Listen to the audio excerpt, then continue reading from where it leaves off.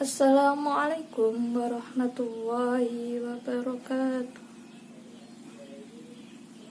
Alhamdulillahi rabbil alamin. Wa bihi nasta'in wa ala umri dunya waddin.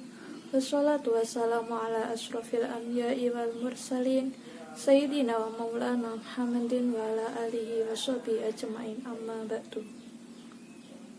Ingkang kawula hormati Ibu Lina Agustina MPDI selaku Kaprodi PGMI Setaya Tanwir Bojonegoro. Ingkang kawula hormati Ibu Nila Dwi Susanti MPD selaku dosen pengampu pembelajaran bahasa daerah.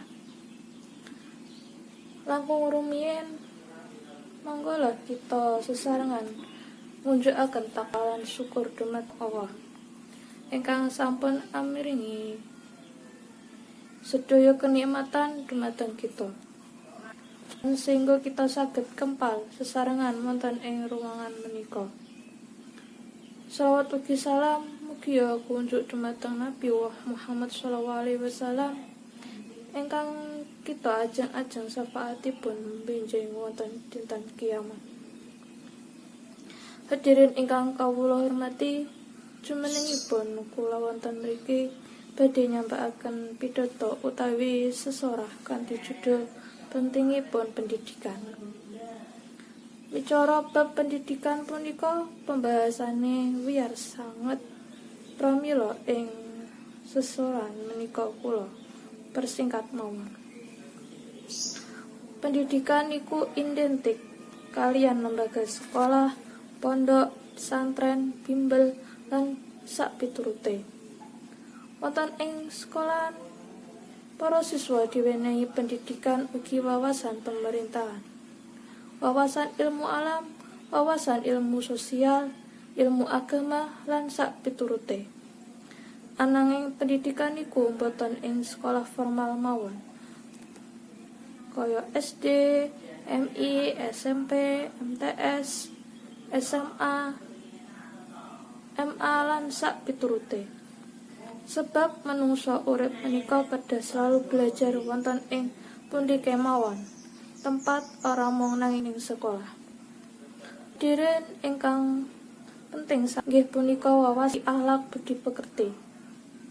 Sebab sangsaya majune zaman generasi penerus bangsa niki saya amburadul, saya rusak amargi kurang pinter ilmu agama ugi ilmu alat tata krama. Mula ges para guru saha wali murid kudu nemeni angine didik para putra-putri, terutamipun didik alat supados bener lan pinter. Contonipun kemerosotan akhlak budi pekerti niku kathah sanget, mulai saking griya kalih tiyang sahanipun saniki sampun jarang kita mireng putra-putri matur kalih tiyang sepah ngagem basa krama.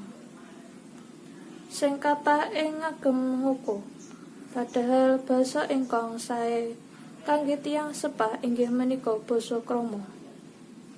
Luweh-luweh krama inggil. Hadirin ingkang berbahagia, manfaat pendidikan kagem generasi muda niku kathah sanget. Inggih punika didik supados para siswa saged mangertosi ilmu umum, saged mangertosi ilmu agama, saged mangertosi ilmu adab lan ugi tata krama. Mula bocah-bocah sing ora padha gelem sekolah, ayo padha diajak supados gelem mlebu sekolah. Maning sebab menawi putra-putri generasi penerus boten purun sekolah, mangke saged ngrasakake piyambak gelene ora sekolah lan rugi sanget. Mekanten lan cekap seman kang kula aturaken mugi kurangan sedaya kalau yang Islam ingkang kantuk rahmat lan ridhonipun Allah Subhanahu wa taala. Amin.